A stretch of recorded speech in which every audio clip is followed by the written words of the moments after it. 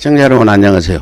우리가 지금 심혈을 기울여서 조선 방가의 그 엽기적인 폐륜행위를 응징하겠다 준비를 해왔는데 오늘 일주일 만에 다시 뵙게 됐는데 안녕하세요 김영수 박사님.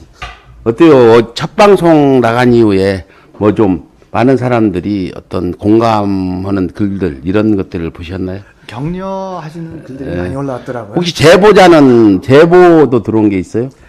제보가 들어온 게 아니라 예. 제보자를 협박한다는 이제 그래서 그 괴로움을 하소연하는 연락은 어저께 왔었습니다. 지금 시청자 무슨 얘기냐면 우리가 이 방송을 하니까 그 김영수 박사님한테 방가의 그 폐륜을 제보한 사람한테 협박을 한다. 근데 직접 김 박사님한테는 협박하는 그런 거는 아직 못 느끼셨나요? 네, 처음에 좀 시도를 했던 것 같은데. 예. 저한테 아마 협박하기 좀 어려울 겁니다. 예. 굉장히 극렬하게 제가 반응할 걸 알기 때문에 그 예. 협박이 통하지 않을 거라고 저한테는 협박은 안 할 거라고 생각합니다. 그러나 이제 뭐 먼저 인사. 우리 김영수 박사님, 우리 시청자분들한테 인사 좀 하시죠. 네. 저번 주에도 뵙고 이번 주에도 뵙고 제가 열심히 하나하나 밝힐 때 너무 충격받지 마시고 또 계속 격려해 주시고 계속 힘을 보태 주십시오. 부탁드립니다. 예. 우리 김영수 박사께서 처음에 저를 만나 한 얘기가 지금까지 알려진 건 빙산의 일각이다. 뭐 10분의 1, 100분의 1도 안 된다. 네. 근데 오늘은 지금 처제 되신 고이미란 씨 그 유서 부분을 좀 말씀하실 것 같은데. 네. 그 유서는 어떻게 입수를 하시게 됐나요? 그 유서도 방가 쪽에서 다 없애버리고 그랬을 것 같은데. 네. 이따가 하나씩 밝힐 텐데요. 이 방가 일족이 제 처제의 죽음에 관해서만 숨기려 했던 것뿐이 아니라 제 처제의 그 여러 일생의 여러 사건에 관해서 숨기려고 했던 것 같습니다. 그래서 제 처제가 그런 걸 미리 알았던 것 같습니다. 예. 네, 그래서 한 60페이지 정도 이런저런 기록을 남겼습니다. 유서의 형태로. 그래서 일부 유서는 방가 측에서 은닉을 했다가 저희가 요구하니까 저희한테 준 것이 있고 또 저희 집에 남겨져 있는 게 있고 또 어떤 거는 쓰레기통에 버렸는데 저희가 수거한 게 있고 여러 경로로 저희가 구했습니다. 예, 오늘은 지금 육성 녹음인데 육성 녹음은 어디서 이렇게 녹음된 건가요? 그 투신 직전에 이제 전화 메시지 형태로. 전화 메시지. 네네. 전화 메시지 형태로 이제 저희 처가에 보낸 것으로 제가 알고 있습니다. 육성 녹음 한번 들어볼까요? 예. 지금 이 녹음은 일부 그 MBC PD 수첩에서 약간 앞부분은 나간 부분이 있죠. 네. 전체는 안 나갔는데 네. 한 2, 3분 정도 되는데 고유미란 씨가 그 사망 직전에 자살을 선택하기 직전에 전화 메시지 형식으로 이렇게 한 유서입니다. 여러분들께서 다시 한번 말씀드리겠는데 지금 여러분들이 모든 관심은 윤석열 쪽에 쏠리고 있는데 서울의 소리는 왜 윤석열을 맨 처음 시작하더니 또 다른 걸 준비하냐. 우리는 항상 한 발 앞서가는 언론으로서 우리가 그 대한민국의 그런 폐륜 언론사 방가를 꼭 응징해야 대한민국이 바로 설 수 있다는 생각에 그렇게 지금 진행을 하는 거고 일단은 먼저 그 고이미란 씨 음성 유서를 그 MBC에서 약간 보내준 부분도 있지만 전부 한번 들려드리도록 하겠습니다. 좀 녹음 좀 들려주세요. 예.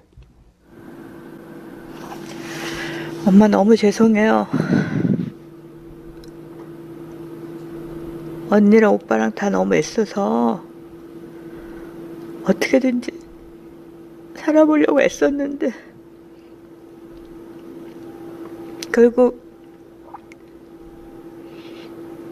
남편은 전화를 하든 문자라도 아무것도 안 하니 대화할 수도 없고 이유를 알 수도 없고 소송밖에 없는데 저도 알죠. 오빠도 끝까지 나 위해서 모든 거 걸고 할 거 언니랑 다 아는데 조선일보 방송을 어떻게 이기겠어요?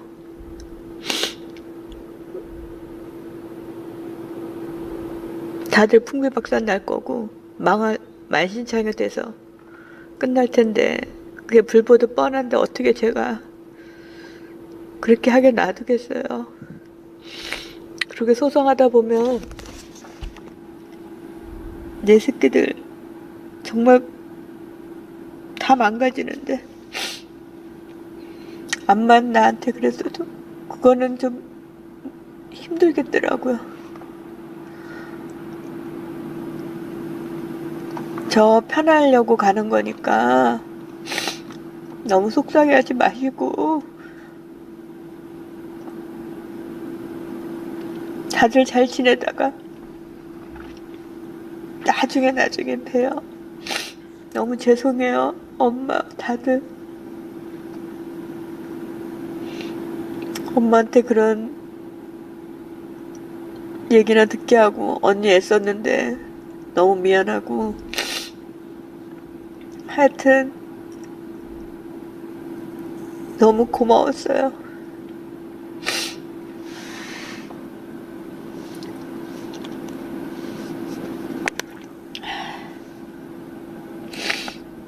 겁은 나는데 방법이 이것밖에 없어요. 안녕히 계세요. 예. 어떻게 박용훈을 이기겠냐. 겁은 나는데 이길 밖에 없어요. 안녕히 계세요고 마지막 길을 가셨는데 이 녹취록 처음 들었을 때 가족들은 많은 충격을 받았을 것 같은데 어땠나요? 그 녹취록. 좀 드리기 어려운 말씀인데요. 제가 제 처하고 저 장모님한테는 아직까지 이거를 안 들려드렸습니다. 아직도 모르세요, 장모님은? 네, 제가 오늘 들으시겠네요, 방송 제가 보시면. 부탁드리는 거는 예. 이 방송도 보지 못하게 하시고 예. 또 제 장모님이나 예. 제 처 아는 사람들이 이 방송 나가는 거에 관해서 처음에 저번 때도 제가 부탁드렸던 것처럼 예. 얘기를 안 했으면 좋겠습니다. 예, 예. 네, 그래서 사실은 처제가 세상을 떠났을 때 벌써 그 충격과 슬픔으로 거진 돌아가실 지경이었습니다. 그래서 제 그때 판단으로는 이런 것까지 다 보시면은 장모님도 같이 세상을 하실 것 같아가지고 보여드리지 않았습니다, 제가. 네. 예. 그래서 아직까지 이건 모르시고 계실 겁니다. 예, 지금 이렇게 해서 이제 2016년 그게가 9월 달인가요? 네. 9월 달에 그 사망하신 곳이 한강, 뭐 남양주 쪽 어디 한강 어느 쪽인가요? 남양주가 아니라 예. 제가 서울 지리를 익숙지 못해서 아마 제가 두 다리가 좀 혼동할 수 있습니다. 예. 가양대교에서 투신한 거로 제가 알고 있습니다. 한강 가양대교. 네. 가양대교. 네. 근데 그때 시신을 뭐 저희가 보기는 그냥 바로 경찰이 수색해서 찾은 걸로 알고 있는데 바로 그랬나요? 아니요. 시신이 저희가 이제 박영훈 씨가 예.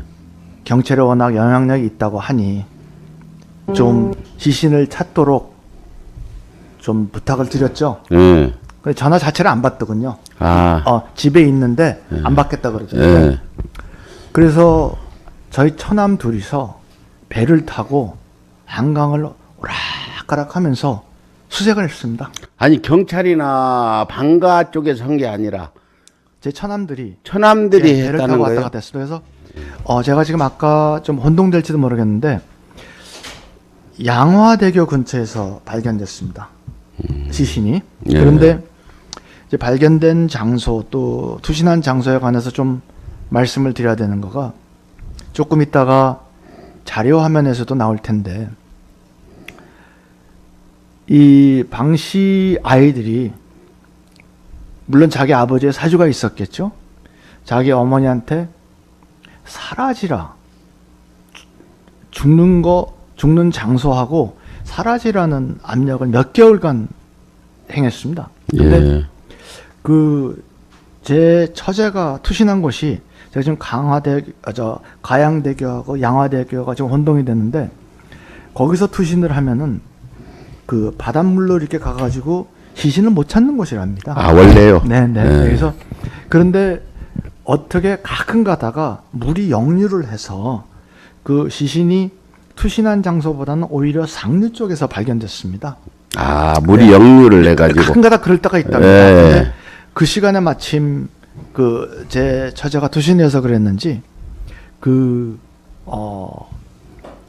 이제 시신이 바다로 가버렸으면은 뭐 도저히 뭐 완전히 잊어버리는 건데 다행히 당시에 네. 시간이 딱 맞아서 역류를 해서 그 바로 위 상류 측 다리 밑에 있는 데서 발견했습니다. 근데 천암분들이 시신을 발견했을 때 그 어떤 몸에 상처 같은 것들이 있었나요? 그 당시에? 천암이 이제 발견했었잖아요.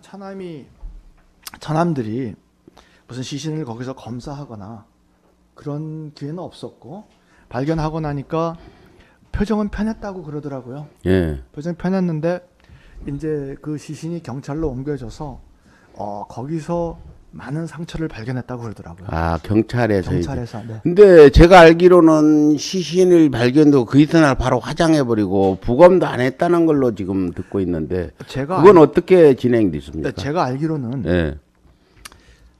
하루인지 이틀인지 잘 모르겠습니다. 제가 좀 헷갈리는데 시신을 부검을 하는데 한 달 걸린다고 처음에 저희가 들었습니다. 예. 네, 근데 하루 만에 돌아와서 우리는 모르고 있었죠. 친정 쪽에서는. 근데 시신이 영안실로 돌아오자마자 3시간 만에 화장을 한 걸로 알고 있습니다.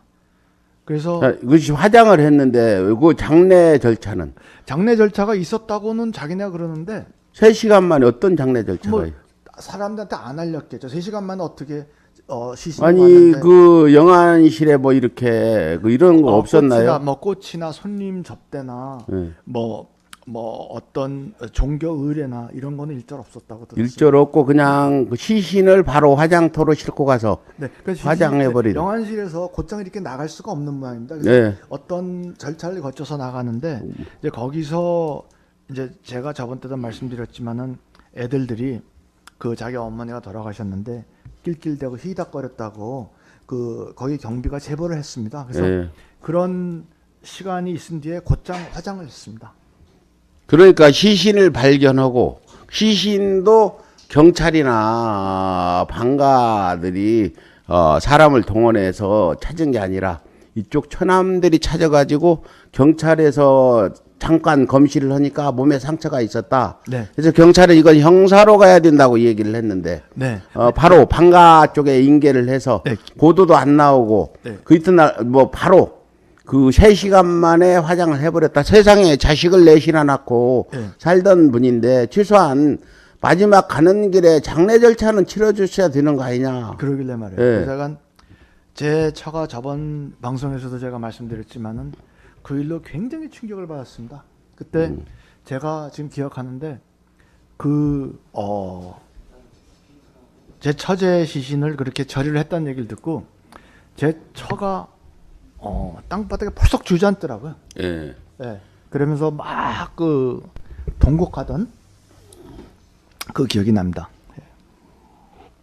그래서 이제 거기서 그런데 장례식장이라 하면 장례식장도 만들지도 않은 것 같은데 그 시신이 화장되기 전에 영안실에 어디 시신이 있던 그곳에서 그 박용원이 아들 사실은 자기 친어머니가 돌아가셨는데 깔깔대고 웃고 했다는데 그거 좀 한번 다시 말씀해 주세요. 아니 저는 현장에 없었죠. 저는. 근데 거기에 경비가 있었다고 그럽니다. 예, 예. 근데 그 경비가 제보를 했습니다. 그래서 그 경비가 제보를 했었고 또 그 화장 뒤에는 또 애들들이 저번 방송에도 제가 말씀드린 것처럼 자기 집에 들어오면서 V자를 그리고 춤을 추고 뭐 좋아 그러면서 춤을 췄다 그러더라고요. 그래서 그런 황당한 일이 있었죠. 저번 방송에 드린 얘기입니다. 예. 근데 그런 것들을 뭐 사진을 찍거나 증거될 만한 건 입수할 수 없었죠. 영안실에서 어떤 행사가 있었다는 거는 저희가 영수증 같은 걸 구했습니다. 예. 그래서 뭐 영수증 음식이 나갔다거나 꽃이 있다거나 하면 영수증에 남을 텐데, 그리고 얼마 정도 가격에 수의를 입혔냐, 얼마 정도 가격에 관을 썼나 이런 것도 다 보고 있는데, 관은 얼마 정도? 제가 지금 기억에 있는데 저희가 그 인터넷을 찾아봤더니 최고로 싼 거를 했더라고요. 제일 싼 거로. 네, 그러니까 거기 이제 인터넷에 나온 그걸로 보니까 제일 싼 걸 했더라고요. 제가 이 네. 말씀을 드리는 건 앞으로 그 폐륜 방가 일당에 그 방가들의 어떤 불법적인 행위를 저희는 이제 법적으로 처벌을 받도록 해야 될 일이라 우리가 하나하나 짚어가면서 증거들을 찾아야 되는 부분이거든요. 네. 그래서 지금 제보들 해주신 분들한테 조선일보 쪽에서 지금 뭔가 협박을 했다는 소식도 들리고 코리아나 코리아나 호텔 쪽에서 예. 코리아나 호텔 사장이 네. 조선일보 지분 가지고 있는 주주예요. 네, 대주주라 그러더라고요. 대주주니까 조선일보 사주나 똑같고 네. 피해 가려고 코리아나로 분리하려고 조선일보에서는 그럴지 모르지만 네. 같은 일족이라고 보는 건데 네. 지금 우리가 여러분 방송하는 거는 이제 시작인데 윤석열이가 처음에 펄펄 뛰고 죄가 없다고 했고 오히려 우리가 윤석열을 좋은 사람으로 얘기한 걸 지금은 윤석열의 죄상이 드러났듯 그 방가 일족의 어떤 그런 불법적인 행위 우리 그 김영수 박사님 말씀하시는 불법 비자금 불법 자금까지 네. 또 그 장자연 사건 등등 이런 것까지 우리가 힘껏 증거를 캘 수 있는 데까지는 캐서 네. 지금 윤석열 검찰 일이 좀 물러나면 윤석열은 방가하고 가까운 것 같으니까 증거 많이 모았습니다. 저는. 지금 많이 모았으니까 여러분들이 이 방송이 그냥 어떤 흥미주의 방송이 아니라 우리는 방가를 응징하기 위해서 체계적으로 전략적으로 나가는 방송이다. 누누이 제가 말씀드리지만 이건 어떤 흥미를 유발하려고 하는 게 아니라 서울에서 우리가 이명박 박근혜 양승태 윤석열과 영징에 들어가서 하는데 이건 굉장히 이명박 싸움보다도 저는 힘든 싸움이다 이런 생각을 해요. 그러니까 좀 지난하고 지루하더라도 이게 재미있는 어떤 방송같이 시청률을 높이기 위해서 피디스트까지 체계적으로 짜는 방송이 아니고 우리는 그냥 진정성을 가지고 아마추어답게 하는 방송이다 이해해 주시고 보시면 되겠습니다.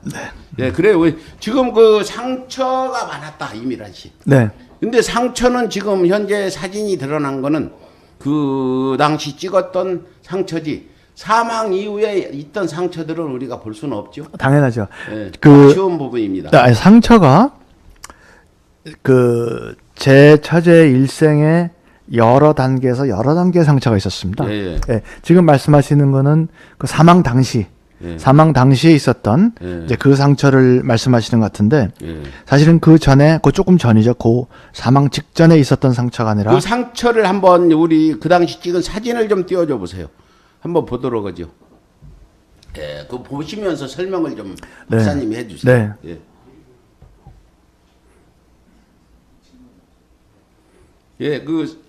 이 사진은 어떤 사진입니까?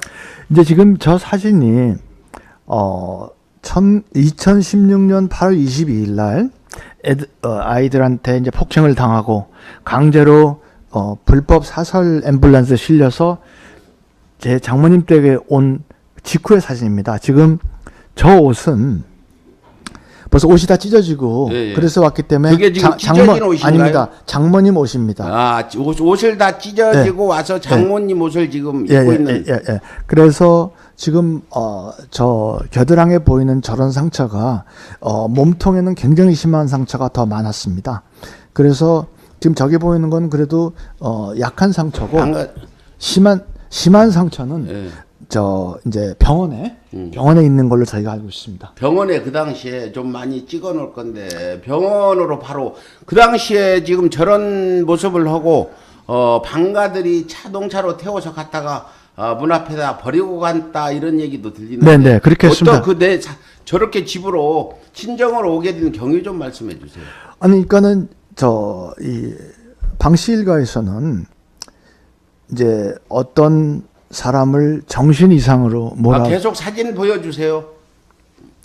정신 이상으로 몰아서 어떤 수용 시설에 이렇게 그리고 여기에 우리 화면 조그맣게 나가게 좀 안 돼요. 그리고 뭐죠 마이크 소리 조정 좀 잘해 주시고요. 그래서 말씀하세요. 그래서 그 어떤 그 수용 시설에 강제로 이송하는 일을 이번 이 제 처제의 경우뿐이 아니라 그 전에도 한 걸로 알고 있습니다. 예. 네, 그래서 제 처제도 그걸 알고 있고, 그래서 2016년 8월 26일 날 이제 애들들이 달려들어서 갑자기 달려들어서 제 처제를 이제 그 사설 앰뷸런스 직원하고 같이 앰뷸런스에 실어서 이송 도중에 제 처제가 자기네 집은 병원 하는 집이라서 너네가 이런 식으로 하는 거가 굉장히 심한 불법이니까 나를 친정으로 데려가야 한다. 라고 해서 친정으로 왔습니다. 그렇게 해서 친정으로 오게 된 겁니다. 근데 그 앰뷸런스로 실어서 그 병원으로 데려가기 전에 네. 고이미란 씨는 어떤 상태로 어디 뭐 제가 듣기는 지하실 방에서 몇 달 갇혀 있었다는 얘기도 들리는데 네. 그 내용을 좀 말씀해 주세요. 상세히 좀 전해 주세요. 네. 지하 감옥이라고 이미란 제 처제가 그 장소를 불렀죠. 지하 감옥. 그리고 거기 계신 도우미들도 지하 감옥이라고 불렀죠. 아, 그분도 그 제보를 해 주신 분이 계신가요? 여러분 한 지금 제가 이따가도 좀 말씀드릴 텐데 네. 지금 제보해 주신 분이 한 50분 됩니다. 그렇게 많아요. 네. 제가 그동안 네. 4년 동안 열심히 노력했습니다. 그래서 시청자 여러분들도 좀 응원 좀 많이 해주세요. 제보자가 50명이랍니다. 제보자들도 방가에 이런 폐례 행위에 눈앞에 보고 치를 떨고 다 이렇게 50분이 제보를 했다면 대단히 지금 좋은 그 증거들이 많이 나오겠네요. 증거에 관해서 상당히 제가 자신 있습니다. 그래서 그 이제 지하 감옥에 관해서 좀 말씀을 드려야 되는데 자기네들은 그게 호화 설비였다고 얘기를 하고 있는데 창살이 있거나 무슨 이렇게 묶어놓는 시설이 있었던 건 아니고 예. 모멸감을 주는 정도의 숙박 시설을 만들어 놨습니다. 아예 어머니를 가두는 방을. 네, 그래가지고 이제 가구 같은 거를 이렇게 보관하는 그런 장소였는데 거기다가 그 코리아나 호텔 직원이 와서 숙박 이제 체류할 수 있는 시설을 만들었는데 굉장히 모멸감을 주는 그런 설비였다고 그러더라고요. 그래서 거기에 4월부터 한 넉 달 정도 생활을 했습니다. 넉 달 정도. 네, 네. 그런데 이제 뭐 감금을 하거나 묻거나 한 건 아니고 방가 측에서 참 교활하고 악한 것이 밖에 나가서 요 행사는 정상인 것처럼 네가 지금 정상 생활을 하는 것처럼 하고 들어와라 해서 밖에 나가서 적십자 또 몇몇 사회 활동은 정상적으로 하고 들어와라 그래가지고 제 처제가 이제 그 활동을 하러 밖에 나갔죠. 근데 그때도 감시를 붙이고. 그렇죠. 나갈 때 이제 감시를 붙여서. 네, 감시를 붙여서 이제 나갔었죠. 그래서 이제 나중에 제 처제가 세상을 하직하고 나니까는 자기네들이 그거 그렇게 나갔는데 무슨 감금이냐 하면서 반대 증거로 이제 제시를 했어요. 예. 그러나 저희는 너네가 그거는 일부러 나가서 감금 생활이 아니라는 걸 갖다 밖에 선전하기 위해서 그렇게 제 처제한테 이제 나가라고 했던 거까지도 저희가 알고 있죠. 예. 제보도 이 그림, 있습니다. 다른 그림으로 좀 한번 다른 그림 좀 한번 보여주세요. 지금 이 지금 상천한 그 사진인데 한번 더 넘겨서 쭉 보여주시고. 그래요. 그럼 사진은 그만 보고 다시 제가 질문을 드리겠는데 그러면 그 당시에 고이미란 씨는 이런 상황들을 전화 통화는 가능했죠? 전화 이제 친정하고 접촉을 막았죠. 예. 근데 진짜 접촉을 완전히 막지는 못했고 방문은 못하게 했어요. 서로 간에. 네. 근데 핸드폰 통화는 가능 했었습니다. 그러면 예. 도움을 청해서 했습니다. 도움을 청했는데 네. 이제 어떤 문제가 있었냐면은 어느 정도까지 사실인지는 모르겠는데 자기네가 도청을 하고 있다고 이제 늘 협박을 하면서 엊그제 예. 저한테 제보한 제보자도 자기 전화를 도청을 하고 있다고 협박을 한다 그러더라고요. 예, 예. 그래서 제 처제가 제 처한테 연락하는 걸 굉장히 조심스럽게 생각했었습니다.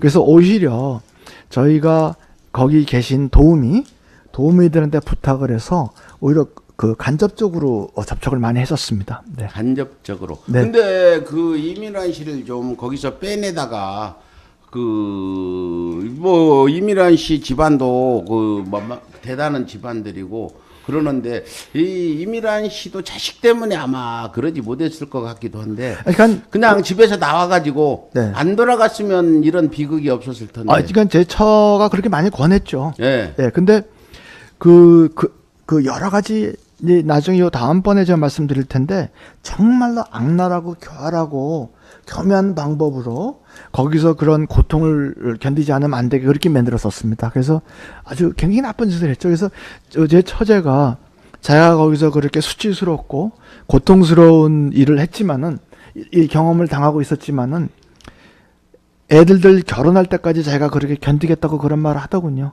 그러니까 네, 제가 네, 봤을 때 애들 생각 네. 아무리 자식이 불효자라도 예. 어머니 마음은 아니거든요. 그- 불쌍해 보이거든요. 그 그게. 저기 왜 옛날에 공공의 적이라고 영화가 있었습니다. 예, 예, 거기도 보면은 자식이 어머니를 죽였는데 그 증거가 이렇게 나오니까 그 어머니가 돌아가시면서 자식 잡히지 말라고 그걸 입에다 넣어서 증거를 인멸하는 저도 장- 그 영화 봤어요. 네, 예, 예, 예. 사실 이번에 우리 처제 세상 떠나는 과정 가운데 그거보다도 더한 사건이 많았습니다. 근데 그 어떤 나쁜 짓을 당했다는데 나쁜데? 그 이제 이미란 씨가 나쁜 짓을 당하고 예. 해가지고 감금도 당하고 이랬는데 나쁜 짓 그러면 어떤 의미의 나쁜 짓을 지금 하신 거예요? 야. 여러 가지죠. 근데 지금 예. 이제 폭력, 예. 예, 폭력은 제가 이제 말씀드렸죠. 예. 근데 저는 이 사람들이 굉장히 악하다고 생각을 하는 거가 이렇게 순간적으로 확 폭력을 이렇게 이제 일발성으로 폭력을 행하는 것도 있었지만은 교묘하게 네가 일단 지하실로 내려가면은 한 달에 1,000,000원을 줄게. 그리고 애들이 이걸로 살 수 있지 않니? 이런 식으로 처음에 내려가는 거를 유도했다 그럽니다. 그래서 단계적으로 이게 유혹을 하고 조건을 제시하고 해가지고 제 처제를 점점 더 모욕적이고 괴로운 그런 장소로 몰고 나갔죠. 저는 그 점에 대해서 굉장히 분노하고 있습니다. 그런데 지금 도저히 이제 요즘의 여성분들은 이미란 씨는 상당히 보수적인 분 같아요. 지금 같으면 그걸 확 폭로하고 너 박용원 너 안 살아 다 이혼할게 하고 나가버릴 텐데. 제 처제가 그랬어요. 굉장히 착한 분 네, 같아요. 지금 마지막 요서 예, 들어봤는데 예. 어떻게 박용원을 이기겠어요? 이길 밖에 없다는데 그냥 친정으로 가면 되는 건데. 예, 제 처제가 네. 착했어요. 예, 착했고 또 박영훈 씨와 생활을 하면서 네. 뭐랄까 눌려 지냈다 그럴까요?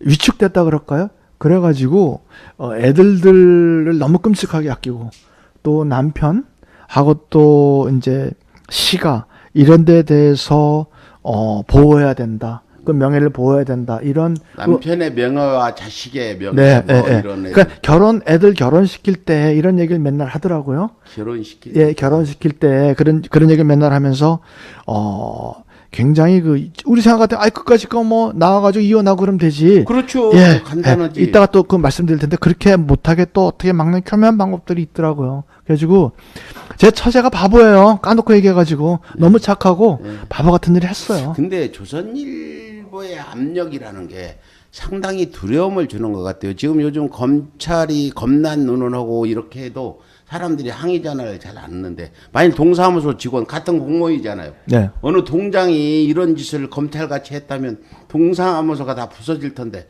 검찰청에 가 항의하는 사람들이 없어. 우리는 잠재의식 속에 이런 조선일보가 무섭다. 검찰이 무섭다. 이걸 가지고 있는 것 같은데 이번 기회에 우리가 싹 그걸 깨어나게 벗어나게 해야 되는 책임도 있는 것 같은데 어떻게 생각하세요? 반만 찬성합니다. 왜냐면은 네, 네. 저는 지금 그 사람들이 굉장히 강한데 예. 우리가 깨부시자가 아니라 저는 그 사람들이 강하지 않다고 생각합니다. 근데 지금 잠재의식 속에 아, 경찰 예, 강하고 조선 강하다 머릿속에 들어있다니까요. 아니 그냥 저는 몇몇 사람만 예. 몇몇 사람만 더 아니 뭐 죄 지었으면 벌 받는 거고 잘못한 거 있으면은 비난 받는 거고 그런 약간만 적극적인 생각만 있으면은 저 사람들의 그 아무것도 아닌 허상이 다 드러날 거라고 생각합니다. 근데 그 멍자국 아까 봤죠 사진. 네. 근데 날카롭게 찍힌 자국도 있다는데 사진 한번 다시 보여주세요. 이 여기에 날카롭게 찍힌 자국도 있습니까? 제가 저 당시에는 제가 카나다에 있었습니다. 다른 사진으로 한번 돌려줘 보세요. 제가 저 당시에는 카나다에 있었습니다. 그래서 저건 자세히 못 봤는데. 전 사진. 됐습니다. 예, 잠깐 예, 제가 여기, 말씀을 드릴게요. 예. 근데 이제 그때 법의학 전문가 수사관께서 저거는 다수의 이제 범인이 엄청난 폭력을 행사한 거라고 그렇게 말씀하시더라고요. 저기 이제 저 뭐 압박흔이라고 그렇게 얘기하시더라고요. 근데 이제 그 뾰족한 거에 관해서 이제 말씀드리는데 제가 백 선생님한테 제가 저번 방송에서도 말씀드린 것처럼 제가 추측과 증거가 있는 거랑 구별을 해서 그렇죠. 네. 근데 이제 저 자료 화면을 갖다가 저쪽에 그 무기를 썼다는 그 자료 한번 띄워봐 주시겠습니까? 무기를 썼다는 자료 화면. 지금 현재 무기를 썼다.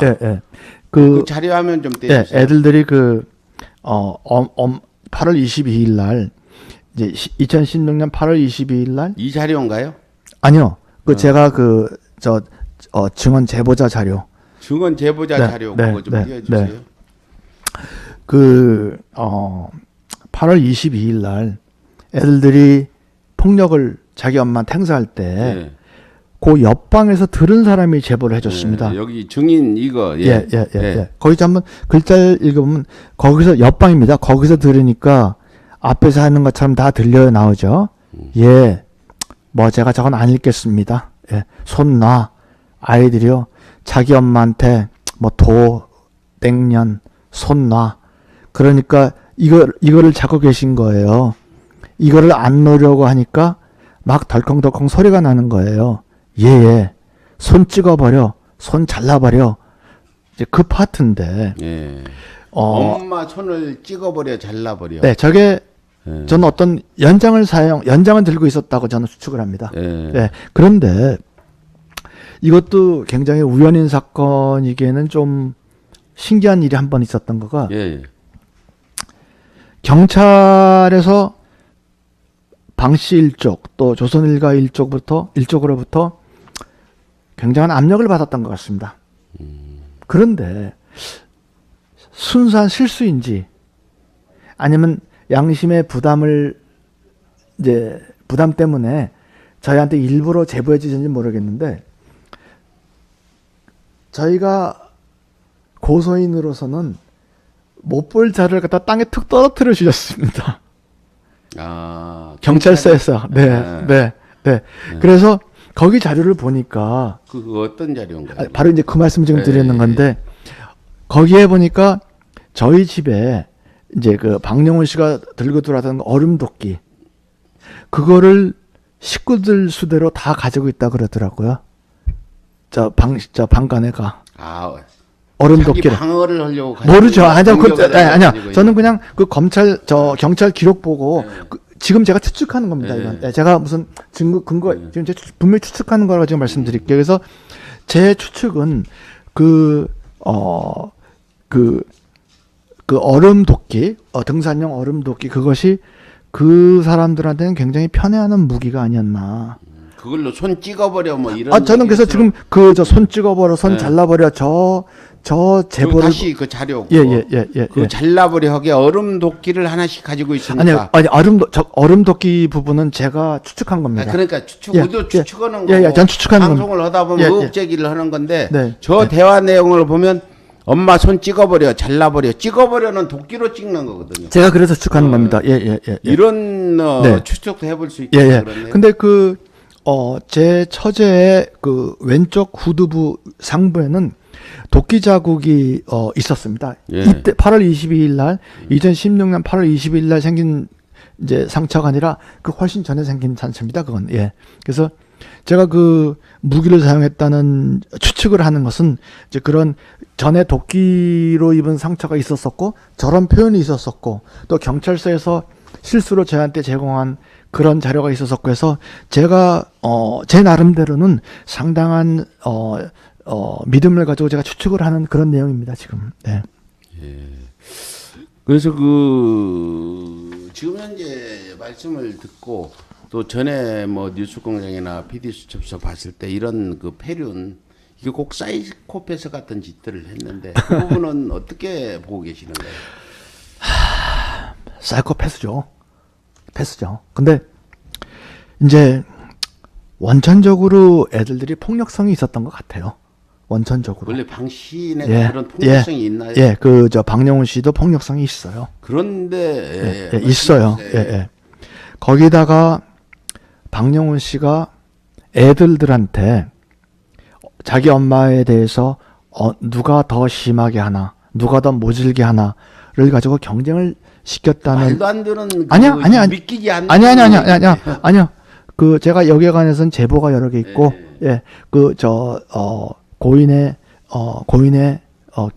문서 기록이 있고, 여러 명 증인이 있습니다. 약간 시켰다 그러고, 저기 저 기자님, 거기 제가 대리 폭력이라는 그 파트를 좀 띄워주시겠습니까? 예. 네. 예. 그래서 그래서 거기다가 또 네. 또 단체로 행동을 하니까 자기네들끼리 그 분위기가 에스컬레이트 된 것도 있었고 이것도 제가 추측을 하는 게 하나가 있습니다. 예. 저는 마약을 했을 가능성이 있다고 생각합니다. 아, 마약. 네. 이건 네. 상당히 충격적인 건데. 예. 저는 추측입니다. 예, 추측입니다. 예. 왜냐하면은 그날 새벽에 박영훈 씨는 도끼를 들고 또 아들은 돌을 들고 저희 집에 새벽에 찾아왔을 때 추운 겨울인데 맨발로 왔습니다. 그 거리가 얼마나 돼요? 거기? 한 300m 됩니다. 400m 정도 되는데 가깝네요. 네, 맨발로 왔습니다. 그래서 어떤 고통이나 추위 또 어떤 도덕적 판단이 안 되는 환각 상태였지 않았겠느냐라고 생각을 하는데 제가 백 선생님도 기억할지 모르겠습니다만 전쟁 당시에는 군인들한테 민간인에 대해서 어떤 학살을 하거나 잔인한 일을 할 적에 군인들한테 환각제 같은 걸 먹인다고 그러지 않습니까? 저도 잘 알고 있습니다. 알고 있습니까? 예. 근데 그 생각도 좀 나고 근데 얘들이 자기 어머니한테 이러한 진짜 엽기적이고 이런 사이코패스적인 일을 하는 거가 전부 다 마약 때문에 했을까? 전 아니라고 생각합니다. 왜냐? 그러기에는 4명이 여러 날에 걸쳐서 했기 때문에 4명이 전부 다 환각 상태였다? 저는 그건 아니라고 생각합니다. 그런데 좌우지간 적어도 두 명은 마약 사고 경험이 있었고 또 그런 하는 행동으로 봐가지고 저는 적어도 2명 아니 뭐 1명 한 명 정도는 어떤 그 환각 상태에 있었다고도 추측을 합니다. 저는 추측입니다. 예. 근데 말씀 중에 마약 사고가 있었다. 네. 언제 박용훈 아들들이 마약 때문에 어떤 물을 일으킨 점이 있습니까? 미국에 있을 때, 미국에 있을 때, 제가 뭐 그것도 현장에 있었던 건 아니고, 현장에 있었던 건 아니고, 이제 제 처제가 박영훈 씨 애들들이 이제 유학을 마치고 귀국을 하면은 조선일보 그룹에 취직을 하기를 원했습니다. 그런데 그 조선일보 좀 자료 아까 그거 왜 안 띄워요? 됐습니다. 됐습니다. 됐습니다.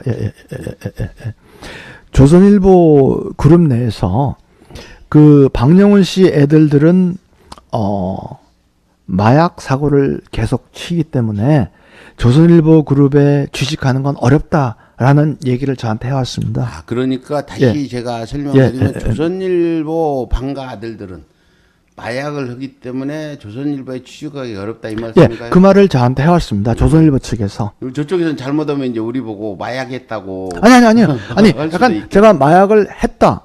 그거는 제가 모릅니다. 근데 마약 사고 때문에 돈이 들어갔다는 얘기는 제가 알고 있고, 또 조선일보에 취직을 하기를 이제 시도를 했었는데, 조선일보 측에서 마약 사고가 여러 번 있었다는 그런 이유로 인해서 취직을 거절하는 조선일보 그룹 내에서 이제 그런 일이 있었습니다. 그건 뭐 제가 사실입니다. 예. 예. 네.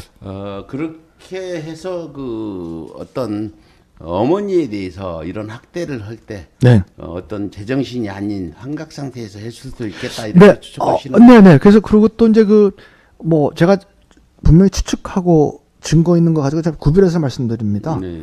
마약 얘기는 제가 갖고 있는 근거는 이거고 추측입니다. 예. 추측인데, 그리고 제 처제가 여러 번 얘기하고 여러 번 카톡 문자로도 오는데, 애들들이 자기한테 폭력을 행할 때 눈이 돌아갔다는 얘기를 합니다. 그럼 눈이 돌아가서 무섭다 그런 얘기를 합니다. 예. 예. 그래서 이게 그냥 어떤 건강한 정상적인 심리 상태에서 폭력을 저지른 건 아니지 않느냐, 그런 추측을 제가 합니다. 예. 눈이 돌아갔다. 그러니까 눈이 돌아갔어, 무서워, 살기가 있는데 눈이 돌아갔어, 그런 문자를 보낸 거를 제가 가지고 있습니다. 그래요. 지금 현재 이런 상태에서 이제 50여 분의 제보자가 그동안 있었다. 네. 이 제보자들, 제보를 하시는 분들, 사실은 우리가 법적 조치로 이제 앞으로 가려면 그 제보가 확실하게 어떤 증거가 돼야 되는데, 네. 신뢰도는 어느 정도 볼 수 있겠어요? 제보자의 신뢰도. 네. 네. 저는 상당히 신뢰합니다. 왜냐면은 그 이유를 좀 말씀드릴게요. 예. 일단 이 사람들이 저랑 아는 사람들이 아닙니다. 저랑 원래 아는 사람들이 아닙니다. 그리고 그 제보의 그 내용이 앞뒤말에 그 모순이 없습니다. 제보가. 왜 어떤 사람이 무슨 얘기를 하는데 앞뒤말에 모순이 있으면은 신뢰도가 떨어질 텐데, 앞뒤말에 모순이 없습니다. 세 번째, 한 사건에 가서 복수의 제보자가 있습니다. 복수의 서로 독립적인 제보자가 같은 사건에 관해서 같은 제보를 해오고 있습니다. 그럼 신뢰도가 상당히 올라가는 거겠죠? 그 다음에 실제로 우리가 일어난 일부의 우리가 아는 사실과 합치가 됩니다. 가령 예를 들어서 어떻게 때렸다, 그런데 그 상처가 있다거나, 그러면 그 때렸다는 제보가 상당히 신뢰가 가는 거죠. 그리고 또 하나는 방 씨 측에서 뭐라고 하는 얘기에 모순점을 딱 지적을 하는 그런 제보가 있으면 이 제보가 상당히 신뢰가 되는 거죠. 그런데 무엇보다도, 백 선생님, 제가 무엇보다도 그 제보들에 대해서 제가 절대적인 신뢰를 하게 되는 이유는 뭐냐면은 방가 측에서 협박을 한다는 겁니다. 그 제보자한테. 예. 그러면 제보자가 신빙성이, 좋게 말하면 영양가가 있는 거고. 그 협박이 큰 무서운 죄인데 그것도 앞으로 법적 처벌을 받을 수 있는 건데. 이분들 중재 받을 겁니다. 예. 예, 잠깐, 이분들 중재 받을 겁니다. 내가 그러니까 이 방 씨들에 대해서 제가 얘기를 좀 드리고 싶은 거는, 예, 말씀하시고 예. 뭐 시간은 많으니까. 예, 너네가 증인을 협박하고 하는 거가 사실은 나한테 큰 도움을 주고 있어. 왜냐면 니네가 증인 협박하는 그 사람이 영양가가 있는 증인이라는 걸 네가 나한테 가르쳐주는 거잖아. 나 아무도 모르고 있었어요. 예. 근데 누구한테 협박을 해? 그럼 그 사람이 영양가가 있는 사람인 거예요. 그래서 그 사람 제가 찾아가고 하소연하고 하면은 입이 열리는 거예요. 그냥 제보한 게 아니라 김 박사님이 가서 좀 말 좀 해주세요 해서. 아니, 그냥 제보하신 분도 있고, 네. 네, 아까 장례식장에서 희희낙낙거렸다. 근데 도대체 어떻게 희낙낙했다고 제보를 하던가요? 난 도대체 믿기지가 않아요. 아, 어머니가 죽었는데. 저한테 직접 제보한 게 아니라 네. MBC에 제보를 했습니다. 그거는 뭐라고 네. 하던가요? 어머니가 돌아가신 분위기가 아니고 희희낙낙해서, 경산한 분위기 같다. 네, 그래서 제가 희희낙낙해서 자기가 굉장히 이상했었는데 MBC 방송을 보니까 왜 그런지 알겠다 그러면서 제보를 했다 그러더라고요. 그 전에는 이게 이상하다 싶었는데 MBC PD 수첩 보니까 이것들이 그래서 그랬구나 알겠다고 제보를 했었습니다. 예. 그래서 그렇게 제보하신 분도 있고 제가 가서 호소하고 사정해서 저한테 제보해 주신 분도 있고 여러 가지 종류가 있었습니다. 예. 근데 여기서 다시 한번 짚고 가야 됩니다. 시청자들 이해를 구하기 위해서. 이게 2016년 9월에 일어난 일인데 그 당시에 보도도 안 되고 그랬죠. 보도도 안 되는 상황에서 지금 우리 김영수 박사님이 이런 제보자들 또 해서 MBC에 제보를 해서 PD 수첩 나갔죠. PD 수첩 나갔습니다. 네, 뉴스 공장도 나가셨죠. 네. 근데 변화가 하나도 없어요. 방간에는 끄떡도 안 하는데 이게 지금 저희가 핵심으로 왜 이런 패륜짓하고 PD 수첩 나갔으면 수사도 들어가고 해야 되는데 지금 어떻게 PD 수첩 나간 데에 어떤 진행들이 있었습니까? 이제 우리가 고소한 것 중에서 강요죄 부분은 유죄를 받았죠. 예. 근데 무슨 뭐 어떤 심하게 벌을 받은 건 아니고 이제 사회봉사. 예. 그러니까 2년일 겁니다. 제가 1년 에 뭐 진역. 네네네네. 그다음에 사회봉사 120시간인가 받았습니다. 예. 그러니까 시청자 여러분 지금 강요죄 딱 하나만 유죄를 받았기 때문에 예. 지금 폭력이라든지 뭐 이런 등등 이런 죄는 앞으로 얼마든지 지금 처벌을 받게 할 수 있는 그렇죠. 거아닙니까? 왜냐면은 일사부재의 원칙에 해당이 안 되니까. 안 되니까 강요죄 딱 하나로. 예. 야. 그래서 사실은 네. 그때 강요죄 하나로 처벌받은 거가 이 사람들한테는 큰 돌이킬 수 없는 올가미가 될 겁니다. 어떻게 또 다른 죄가 엄청나게 많은데 거기에 관해서 일사부재가 적용이 안 되거죠. 그리고 저희가 고소를 한 거가 두 사람입니다. 장녀, 장남. 근데 방영훈, 그 나머지 애들은 또 저희가 고소를 안 했습니다. 안 했어요? 예, 일부러. 장남하고 장녀만. 예. 여러분 이거 아세요? 예. 박영훈이는 지금 손 하나 깠다 그지 않았다 예, 이겁니다. 왜냐 저희는 한국 재판에 관해서 절대적으로 신뢰를 하지 않았습니다. 한국 경찰, 검찰에 대해서 절대적으로 신뢰를 하진 않았습니다. 그래서 이번에 일단 그 장남하고 장녀하고 뭐 표현이 좀 죄송한데 연습 게임을 한번 해봐. 그래서 얘들이 어떤 정도 증거 능력을 가지고 있고 어느 정도 법정에서 잘 싸우고 또 어떤 정도 증인을 갖고 있나 한번 저 1차전을 해봐. 탐색전을 해봐. 그래서 저희가 사실은 본 게임에 관해서 시작도 안 했습니다. 예, 지금 시청자 여러분, 예. 김형수 박사님이 대단한 분이신 것 같아요. 지금 일부러 장녀, 장남만 고발을 해서 연습 게임으로 이 정도로 죄가 얼마나 나오냐. 예. 한국 검찰, 경찰을 믿지 않았기 때문에 이렇게 해서 연습 게임이다. 본 게임은 시작되는데 그 본 게임을 다행스럽게 서울에 와서 지금 시작을 하게 된 거죠. 네. 그래서 많이 준비했습니다. 그래서 점에서 제가 백선생님은 분명히 약속드리는데 우리는 처음에는 미미하게 PD 수첩이나 뭐 이런 데 같이 거창하게 흥미롭게 시작을 않더라도 좀 부족한 방송이더라도 끝은 클 거다. 네, 끝은 클 거다. 이번 일로 엽기적인 패륜 당가들이 예.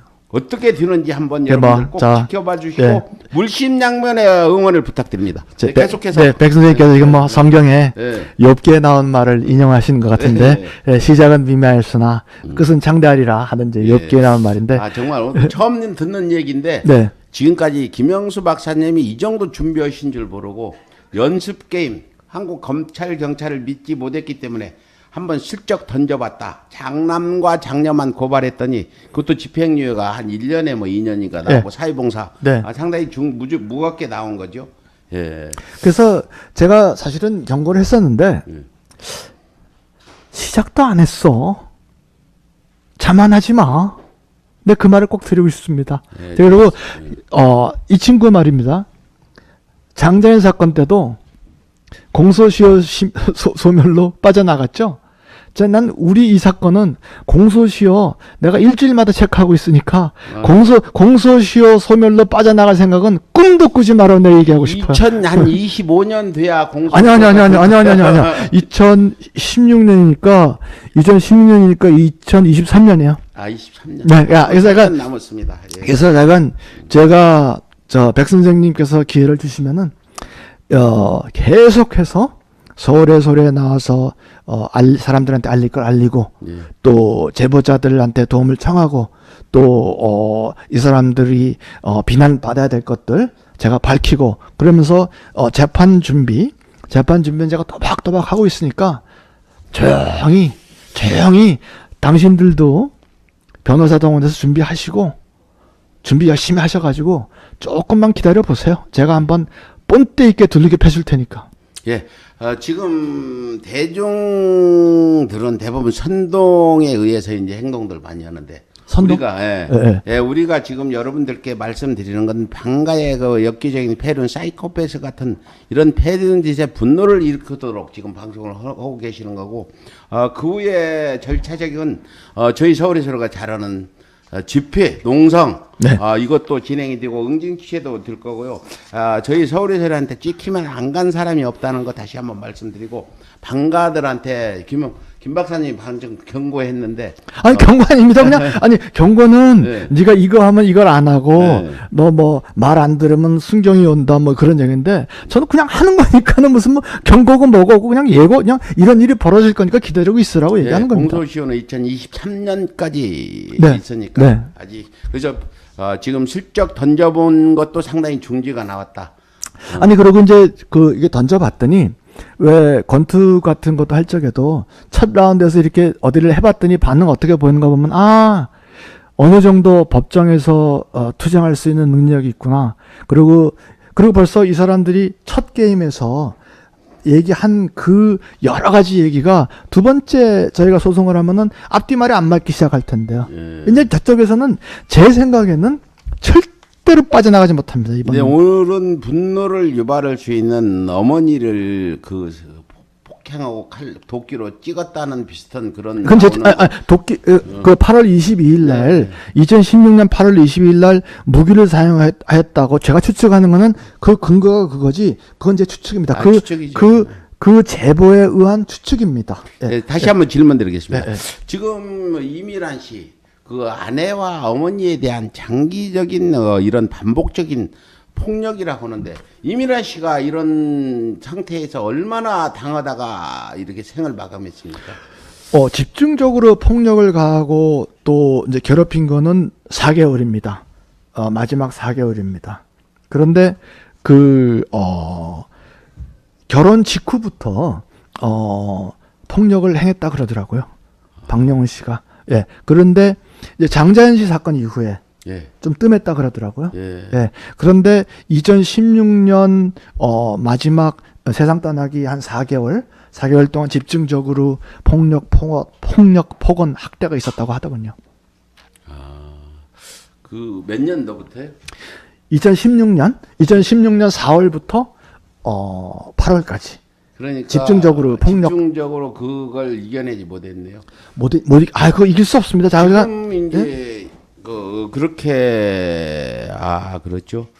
그럼 뭐 아까 얘기했던 여러 형태 눈이 돌아가 가지고 와서 어머니 앞에 폭력을 행사하고 혹시 마약하지 않았나 의혹이 생길 만한. 네, 제 추측이죠, 그건. 그런 추측이 있었고요. 네.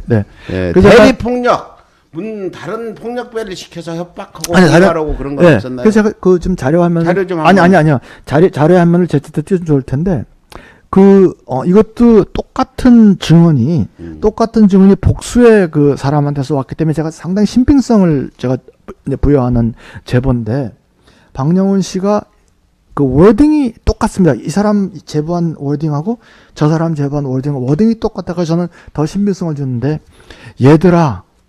애들들한테 저 여자가 잘못이 없댄다. 니들이 알아서 해결해. 라고 딱 큐 사인을 주면 애들들이 달려들어서 폭력을 했다고 하더군요. 그래서 자기가 직접 제 처제한테 폭력을 행한 게 아니라 이제 애들들을 그런 식으로 폭력을 시작하라고 사인을 줬다 그러더라고요. 근데 잘못이라고 말씀하셨는데 네. 그 잘못은 박영훈이가 자기 부인 이미래 씨한테 뭘 잘못했다고 저렇게 학대를 이제 했는지. 이거예요.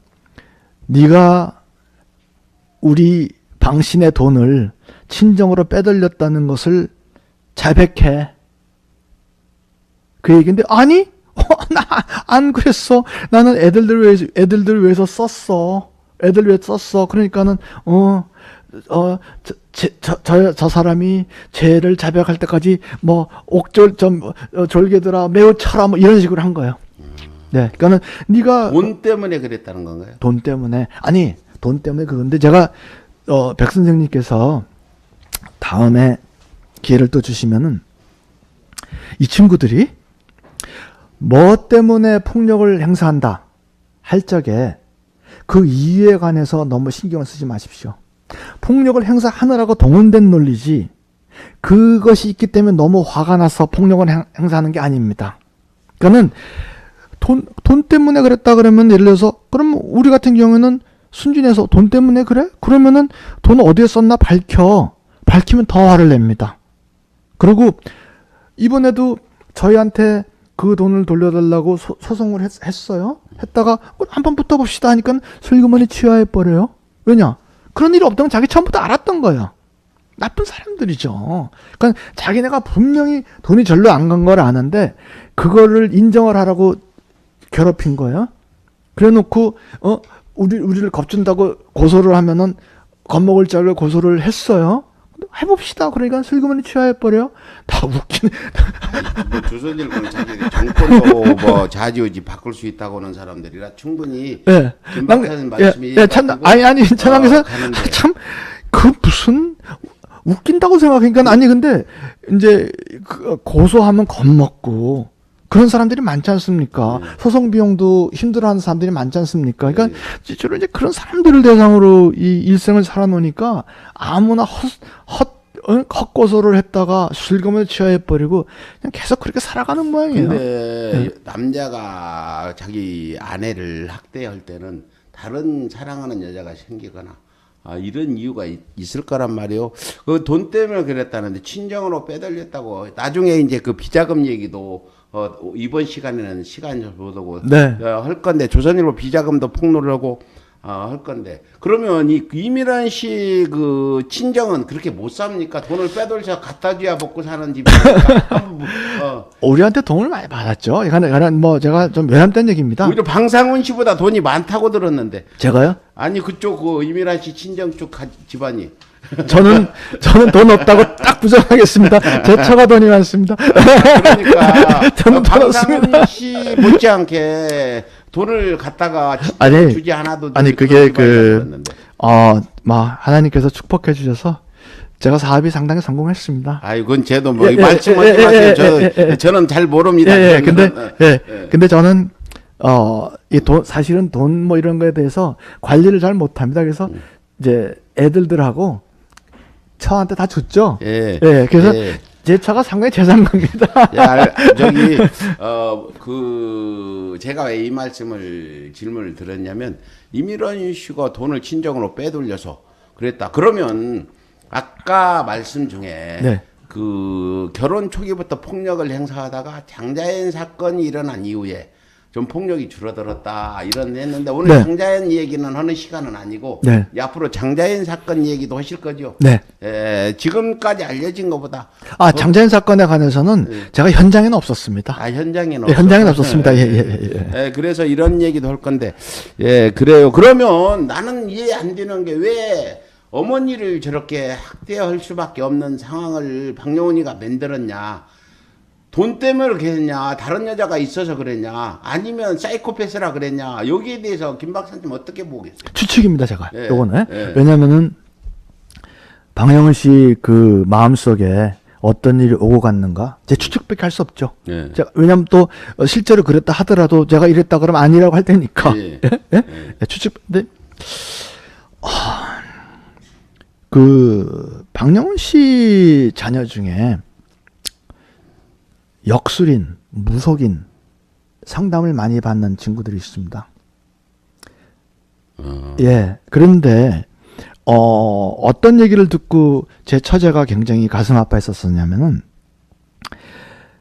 네 엄마가 안 죽으면 내가 죽는다. 이런 얘기를 자주 했다 그러더라고요. 역술인의 상담을 자주 한 거는 사실이고 역술인이 그런 얘기를 했는가는 제가 현장에 없었고 근데 역술인 상담을 자주 한 거는 제가 알고, 그리고 박영훈 씨가 딸 둘한테 네 엄마가 없어져야지 내가 오래 살지, 네 엄마가 있으면 나는 내가 오래 못 산다, 그런 얘기를 여러 번 했다 그러더라고요. 그 얘기를 한 시점까지도 제가 특정할 수가 있고, 거기에 관해서는 제가 문서 증거가 있습니다. 예, 근데 이거는 범죄 행위라고는 볼 수 없는 거지만, 역술인이 추측입니다. 임미란 씨가 있으면 박영훈이가 뭔가 좀 오래 살지 못한다. 그래서 그런 얘기 들었다고 아내를 아니요. 그래서 이것도 제 추측인데, 제가 수사관님한테 그 역술인에 관해서 좀 우리가 정보를 더 수집해야 된다고, 그래서 그 역술인을 갖다 저희가 참고인 내지 증인으로 이제 소환하려고 합니다. 네. 제가 백 선생님, 제가 제 처제의 죽음, 또 이 방씨 일가의 엽기적인 이 악행들에 대해서 제가 가지고 있는 분노나 제가 이 사람들에 대해서 처벌을 하겠다는 제 결의를 절대로 가볍게 보지 마십시오. 제가 역술인까지도 조사를 해가지고 네가 어느 시점에 누구한테 뭐라고 상담을 했는가까지 조사를 해가지고 자주간 제가 한번 제 능력껏 한번 끝까지 파헤쳐 보겠습니다. 근데 이제 말씀하시니까 저도 답변을 좀 드리겠는데, 사실은 김 박사님이 안 계시더라도 어떻게 조선 방가들을 응징할 방법이 없나 날마다 고심하는 사람이 접니다. 그렇습니까? 그래서 김 박사님은 저한테 천군만마를 얻은 이런 기분이고, 사실은 김 박사님이 저를 도와주는 거지 제가 김 박사님을 도와주는 입장이 아니다, 이렇게 부담 갖지 마십시오. 감사합니다. 감사합니다. 말씀이라도 감사합니다. 네. 그래서 지금 그 계획된 그 폭력들, 이게 계획이라는 건 역술인이 저 여자가 죽어야 내가 오래 산다는 거에서 아니요. 이제 이것이 그냥 우발적으로 일어난 폭력이 아니라 계획된 폭력이다. 네, 계획된 폭력이라는 걸 제가 그 얘기를 좀 말씀을 드릴게요. 네. 폭력 사건이 여러 개 있었는데, 제가 지금 드리고 싶은 말씀은 2016년 8월 26일 날 2016년 8월 22일 날 일어났던 그 집중적인 그 폭력 사태에 관해서 말씀드리는 건데, 첫째, 왜 계획된 것이냐?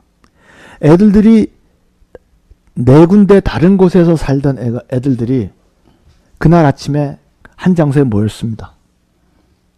그것이 계획이 없이 어떻게 가능하겠어요? 예. 그렇죠? 네 군데서 따로 살던 애들이 한 군데 한 장소에 모였습니다. 예. 계획이 있었던 거죠. 예. 그 다음에 폭력 행위를 저지르기 전에 집에 계신 도우미들하고 경비하고, 경비 너는 나가서 돌아다니다가 들어와. 내보냈어요? 경비 내보내고. 경비는 내보내고. 다는 아니고 내보내고, 아무것도 내용 아닌 심부름을 시켜서 약간 밖에서 시간을 보내다 들어오게 하고. 그 다음에 도우미들은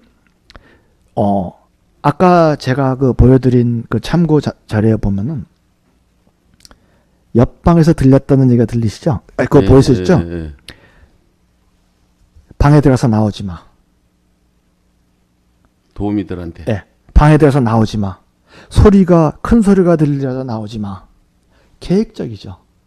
이거는 무슨 영화에서 보면은 이 사람 해치려고 할 적에 너 들어가, 너 저쪽 보고 있어 하는 거 아니겠습니까?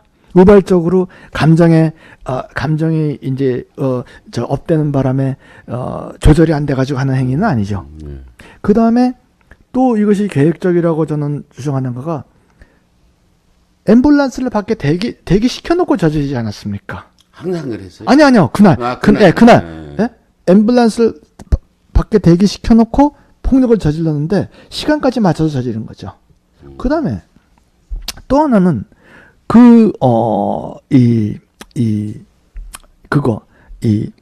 앰뷸런스가 왔어요. 근데 우리 그 처제가 카나다에 전화를 한 거예요. 애들들이 지금 이렇게 하는데 어떻게 하니까 우리 처가 놀래가지고 경찰에 신고를 했어요. 근데 경찰이 출동을 했어요. 그 애들들이 폭력을 휘두르는 현장에.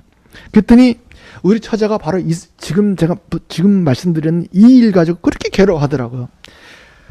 큰딸이 갑자기 엄청난 효녀 코스프레를 하면서 치료받으면 낫는데잖아 엄마, 치료받으면 낫는데잖아 엄마, 막 효녀 코스프레를 하더라는 거예요. 그래서 경찰을 안심시켜서 다시 보내더라는 거예요. 그래서 경찰이 가자마자 저기 한번 읽어보시겠어요? 경찰이 갔어요. 그랬더니 또 돌변한 거예요. 애들들이 경찰을 불렀다고, 그러니까 180도로 달라져가지고 더 심하게 하는 거예요. 자기들 엄마에게 2년 전에 하면서 경찰을 불러도 소용없는 거 인지 알았지? 경찰들이야 우리 집에서 다 팁 줘 놓았어. 내년이 여기서 죽어나가도 아무도 몰라. 이런 폭언을 퍼부면서 폭력을 퍼부은 거예요. 근데 저 때는 자기 엄마가 경찰서에 신고를 할 수 있는 가능성이 있는 거를 알고, 또 자기네들이 폭력을 하는 걸 갖다가 제 처제가 녹음을 하고 있었어요. 그랬더니 엄마 전화기를 뺏어서 저 화장실에 변기에 넣었어요. 그래서 이것이 제가 여쭤보는 거가, 이것이 계획적이지 않고 어떻게 우발적인 사건이겠습니까? 그리고 잠깐 그거 좀 더 띄워줘 보세요. 지금 여기가 그날 있었던 일 중에 증인 8명이 증언하는 거죠. 네. 그래서 경찰 불렀다. 네. 그 경찰이 불렀다가 가니까, 경찰이 오니까 효녀 코프레스 하다가 경찰이 가니까 네. 자기 엄마에게 2년 전에 하면서 경찰 불러도 소용없는 거 이제 알았지? 네. 경찰들이야 우리 집에서 다 팁 줘놔서 내년이 여기서 죽어나가도 아무도 몰라. 이렇게 엄마한테 했다는 거죠. 네, 근데 저게 이제 한두 번이 아니라 저런 식으로 계속 얘기를 한 거예요.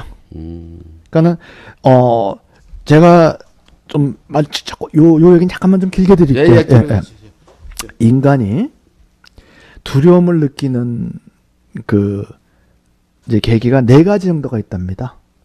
어두운 데 탁 들어갔을 때, 또 높은 데서 탁 떨어졌을 때, 그 다음에 깊은 물에 빠졌을 때, 그 다음에 자기의 억울한 일이 아무도 모를 때, 그 4가지가 인간의 원천적인 두려움이라고 심리학자가 얘기를 하던데, 제 처제가 그 4개를 다 겪은 거죠. 어두운 지하실에 감금을 시키고, 그리고 저런 식으로 우리가 너네한테 하는 것은 이 세상에 아무도 몰라. 우리는 빽이 있어. 우리는 경찰, 검찰은 우리가 다 꽉 쥐고 있어. 저런 식으로 한 거예요. 그리고 친정에 못 알리게 하고, 그런 식으로 그 자기 어머니를 심리적으로 압박을 했을 적에 그 두려움에 자살을 선택한 거라고 저는 생각합니다. 예. 그래서 제 처제가 겪었을 그 두려움, 거기에 관해서 저는 정말 할 말이 없습니다. 그래서 인간으로서 그런 학대와 그런 모멸과 그런 두려움을 겪어서 견딜 수 있는 사람이 몇이나 될까요?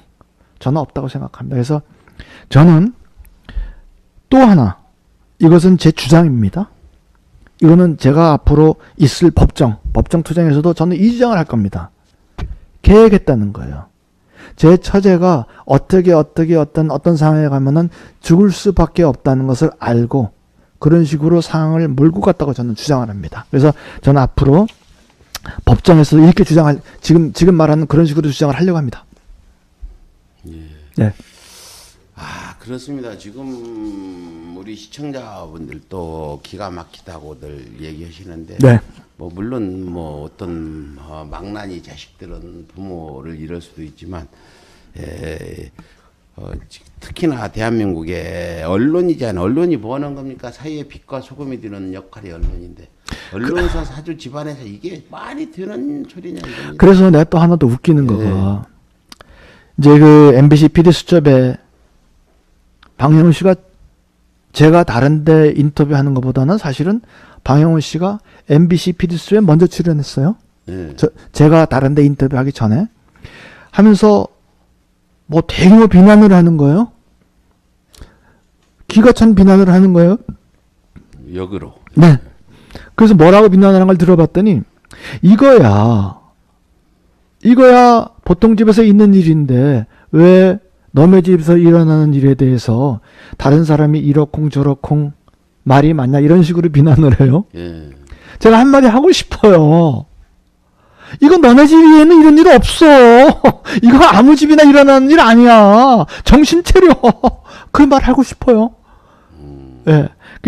이 죄책감이 없다는 거가 참 제가 이분하고 글쎄 뭐 이분이라고 불러야 될지 모르겠는데 제가 이 사람하고 투쟁을 할 때 상대가 저렇게까지 죄책감이 없나 이것이 참 괴롭습니다. 예.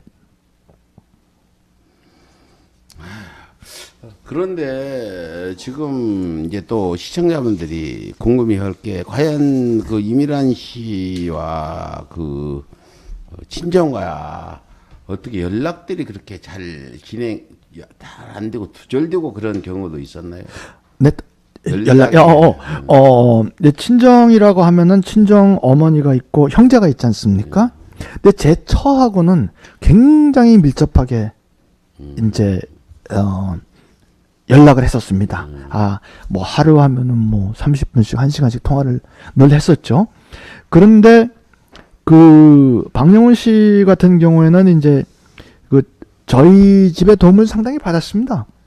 그래서 제 처하고 이제 연락은 계속 있었는데 제 처하고도 연락이 끊어질 적에는 제 처가 그 도우미한테 부탁을 해서 도우미를 통해서 간접적으로 연락을 했습니다. 그런데 친정 어머니는 못 만나게 했고 친정 어머니는 그리고 처남들도 뭐 친정 어머니를 못 만나게 하니까 처남들도 상당히 거리가 있었죠. 그것이 친정 식구하고 격리시킨 이제 그런 내용입니다. 네. 근데 지금 저희 대부분 이제 2016년이나 지금이나 별 다를 바 없는데 뭐 1900년대도 아니고 네. 이렇게 당하고 있는데 아까도 초반에 말씀드렸듯이 고 이미란 씨가 정말 영악하고 착한 사람이 아니면 그러니까 저는 착하다는 말 대신에 예. 바보라는 말을 하고 싶습니다. 그러니까 자식을 위해서 희생했다고 볼 수 있는 그런 경우네요. 자식은 그거는 우리 처제가 예. 자식한테 정말로 바보스럽게 너무나 희생한 그런 어머니였죠. 그래서 참 우리 처제가 잘못했습니다. 그거는. 예. 근데 지금 박용훈이가 주장하는 건 돈 문제거든요. 돈을 모조리 지 돈을 갖다가 써서 그랬다. 아니, 횡령이라고 이해하는데 그 부분은 제 얘기가 네. 박영훈 씨 주장은 바뀌어요. 시점에 따라서 바뀌어요. 그래서 신경을 안 쓰는 게 좋은데, 자, 그럼 내가 상대를 해줄게. 박영훈 씨, 네가 한 말을 우리가 사용을 하면은 난 네가 살인한 걸 증명할 수 있어. 바로 그 얘기예요. 뭐냐? 넌 우리 처제가 니네가 학대한 게 아니라 그냥 아파서 혼자서 자살했다. 우울증이 있었기 때문에 자살했다 그랬지? 그렇게 주장을 하거든요. 네, 자기네가 학대한 게 아니라 우리 처제가 우울증이 있어서 그냥 혼자서 자연적으로 자살했다. 그렇게 얘기를 하고 있는 거예요. 그래? 그럼 그렇다 치자. 그럼 너 우울증 있는 사람한테 그런 폭언을 계속 몇 달을 가하게 한 거는 그게 살인이야. 그게 딱 그런 판례가 여러 개가 있어요. 아, 그래요? 예, 판례가 여러 개가 있어요. 그래서 그 우울증 있는 사람한테 자살하라고 자살하라 하는 거 있잖아요. 그건 살인 미수인가요? 살인 미수가 살인 성공을 한 거죠.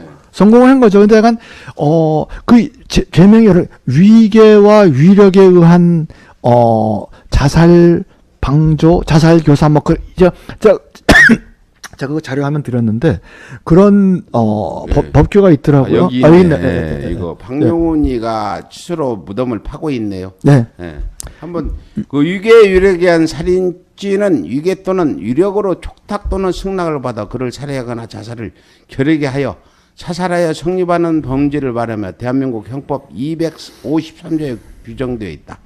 자살을 교사 방조하면 252조 2항 자살 교사 방조죄가 되어 1년 이상 10년 이하 징역에 처하지만 유괴 또는 유력으로 자살을 교사 방조하면 253조 유력 살인죄가 되어 250조 살인죄와 같은 사형복이 5년 이상의 징역. 야, 이 박용원이는 그 유괴 유력에 의한 자살 방조죄 자, 살인죄로. 아니, 예. 백 선생님 제가 좀 분명히 할 거가 예. 저는 변호사가 아니고 예. 판사도 아닙니다. 예. 저는 저런 식으로 제가 주장을 할 겁니다. 예. 그래서 그 판단은 판사께서 하실 겁니다. 저는 좌지간 저 혐의로 또 저거와 관련된 혐의로 주장을 할 텐데 저기다가 백 선생님 제가 좀 차분히 말씀드릴게요. 한국 법에는 제가 알기로는 어떤 범죄를 한 사람이 저지른 게 아니라 여럿이 공동으로 저지르면은 죄가 더 커진다고 알고 있습니다. 폭력도 그냥 혼자서 폭력을 저지른 게 아니라 여럿이서 공동으로 폭력을 저지르면 죄가 더 크다고 얘기 들었습니다. 그렇죠. 예. 예. 집단 폭행 뭐 그렇죠. 예. 근데 그냥 폭행이 아니라 집단 폭행. 폭행 죄가 훨씬 더 크죠. 가중처벌됩니다. 그 다음에 그냥 손으로 폭력을 한 게 아니라 무기를 들면 훨씬 더 크다고 생각합니다. 그렇죠. 특수 상해나 특수 폭력. 잘 아시네. 저는 제가 전과가 30범이 되라서. 교수님이시네, 교수님. 예? 예. 예. 근데 백 선생님 예. 마지막에 예. 같은 폭력도 존속에 대해서 행하면은 제가 훨씬 더 크다고 들었습니다. 예. 자, 그러면은 난 자기네가 말한 거 가지고 제가 증거되는 겁니다. 저 벌에다가 같이 했죠? 무기를 썼죠? 예. 제 말이 맞다면. 예. 제가 무기를 썼다는 추측입니다.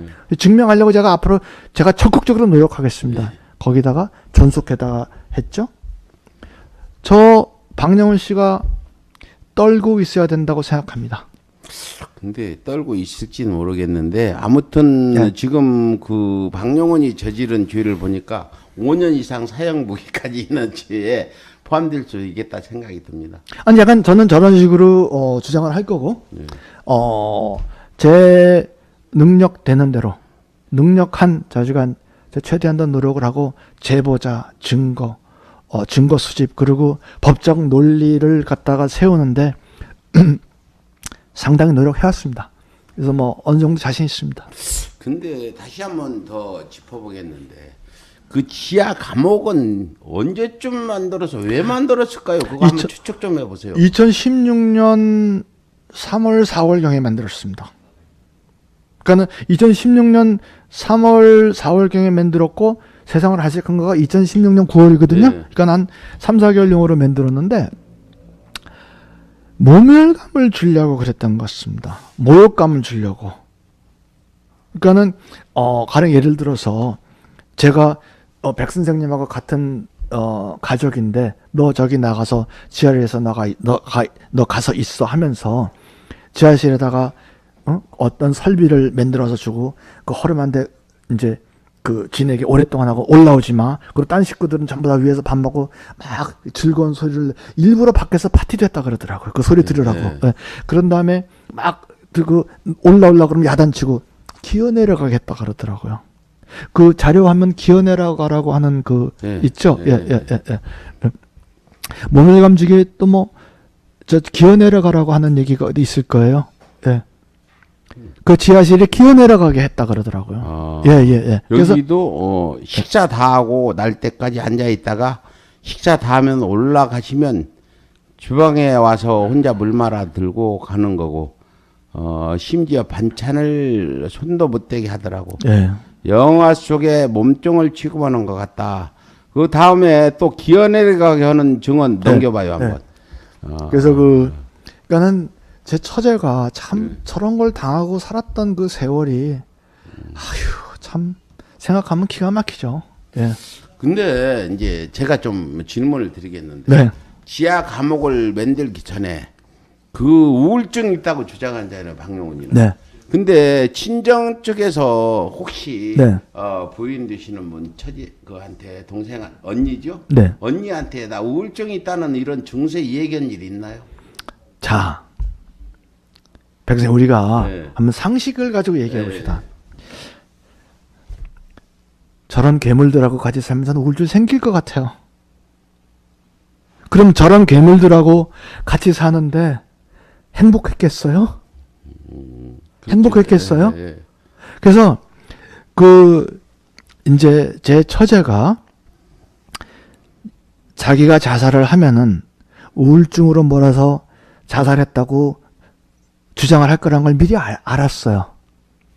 그래가지고 8월 22일 날 실려서 친정에 오자마자 자기가 빨리 진단서를 띄워놔야겠다 그러더라고요. 정상이라고. 예. 그러니까는 빨리 정상이라는 거를 증명을 해달라고 그래가지고 진단서를 띄더라고요. 진단서 지금도 있겠네요. 있죠. 이쪽에서 제가 이 방씨들이 나가서 죽어야 돼, 없어져야 돼, 말하지 않고 죽어야 돼. 그리고 이제 문제가 되면은 우울증 테마로 나갈 거야. 그런 식으로 계속 얘기를 한 모양입니다. 그래서 딱 그러니까 그렇게 쫓겨오자마자 자기가 우울증이 아니라는 걸 갖다가 증명해야 된다고 그러면서 진단서를 띄죠. 왜 그러겠어요? 이런 비극적인 일. 그러니까 지금 여기 또 나왔는데 지하 감옥 증인 10명. 그러니까 거실에서 막 얘기하다 소리가 들려요. 고인분은 이미란 씨를 칭하는 겁니다. 꺼지라는 거지. 그러더니 기어 내려가. 이 도둑년아 기어 내려가. 애들이 저희 엄마한테 했다는 얘기예요. 이게 지금 애들이 저희 엄마한테 2층에서 지하실 감옥으로 기어 내려간 소리. 자기 엄마한테 도둑년아 기어 내려가 소리를 질러요. 이 얘기인데. 나 정말 오늘 나도 이거 처음 보는데 우리 시청자 여러분 이거 생생한 증언들입니다. 증인 10명이 한 얘기예요. 이런 인간을 우리가 그냥 놔둬서 되겠냐. 혼나야죠. 네, 다시 한번 설명 좀 해주세요. 저 내용. 아니 이거는 이제 제가 처음부터 말씀드렸지만 감옥이라고 우리가 부르는 건 설비가 창살이 있거나 묶어놓거나 하는 설비는 아니었습니다. 예. 그래서 이제 견디다가 혼자서 그렇게 무서워했다 그러더라고요. 그래서 저 자료화면 좀 밤 1시가 되면은 문자가 온다는 자료화면 있을 겁니다.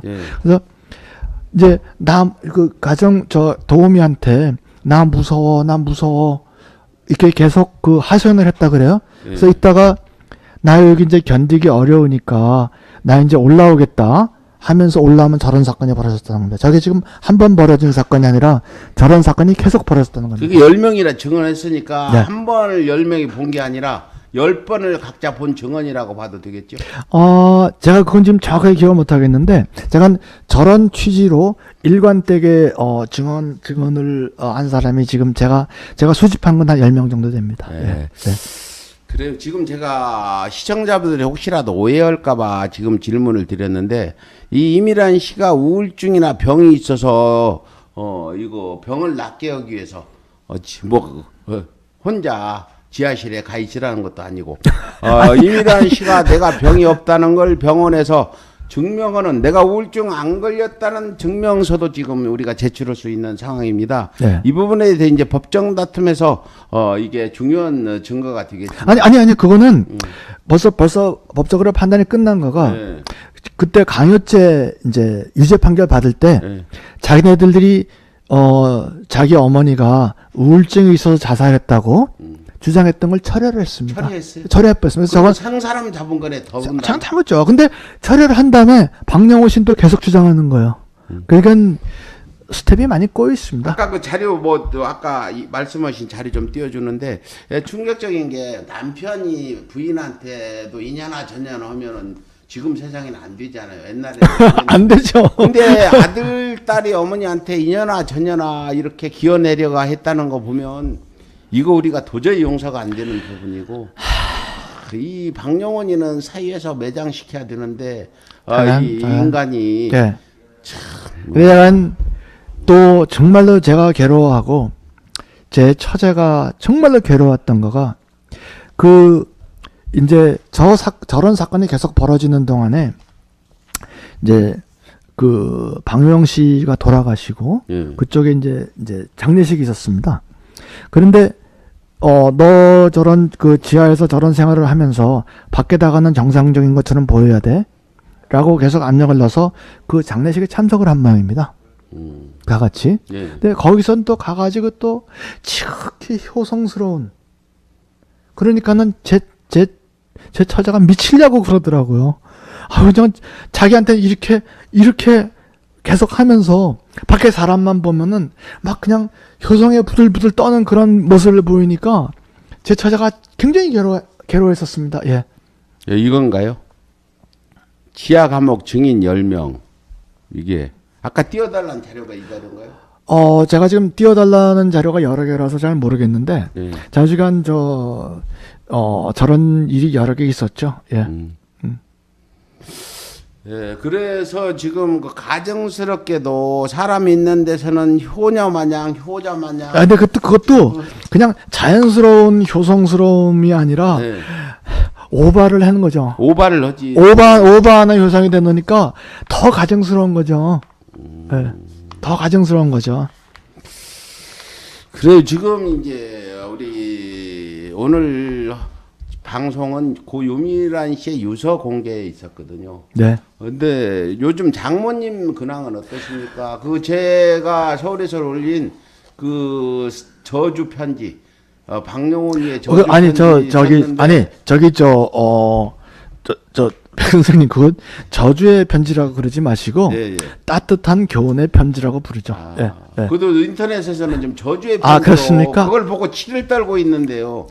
저주 받아야 할 사람에 대한 따뜻한 교훈의 편지라고 하죠. 예. 예, 예. 자, 그래서 근황은- 장모님께서 저 사건 이후로 충격을 받으셔서 몸이 많이 약해지셨습니다. 그래서 이제 귀도 어두워지시고, 예. 예. 그래서 옛날에 이제 막 굉장히 이제 명민하신 분입니다. 굉장히 명석하시고, 예, 예. 예. 근데 이제 굉장히 몸이 많이 약해지셨습니다. 아니 네. 제가 한번 우리 방송국에 모시고 저 좋습니다. 꼭 들어오실 건데 이 시간이 1년 잡고 가는 방송이라 급할 건 없다. 지금 이 방송에 조선일보 기자가 와서 듣고 있을 거라고 네. 믿으시지 않습니다. 네. 정보 탐색. 아니 뭐 참 그래서 제가 맨날 방송마다 나오는 거는 음. 뭐 TV조선도 좋고 조선일보 기자도 좋고 변호사도 좋고 본인도 좋고 나와서 내가 하는 말을 반박을 해보고 내가 또 잘못된 말이 있으면 지적을 해보라는 거예요. 근데 이 서울의 소리 여름 도끼 들고 찾아오진 않아요. 찾아봤다가 맞아 죽겠죠. 오늘 이러다 보니까 한 시간만 됐는데 아유, 네, 오늘 더 하실 말씀 쭉 좀 연결해서 해주셔요. 다음 계획이나 이런 것들 좀. 네, 잠깐 제가 오늘은 이제 폭력 폭언에 관해서 일부 공개를 했습니다. 폭력 폭언에 관해서. 근데 요 다음번에는 심리적으로 어떻게 심리적으로 어떠한 학대를 해서 사람을 자살에 이르게 하는가 그 말씀을 좀 드리고 싶습니다. 그 다음 시간에 그러면 이게 체계적으로 이제 갈 건데 우리가 이제 이걸 증거들 다 모아놓으셨죠. 네. 근데 지금 김영수 박사님은 부족함이 없는 분이에요. 돈도 꽤 많으신 분. 돈 없어요. 또 박사님이시고 서울의 소리 초신과는 전혀 달라요.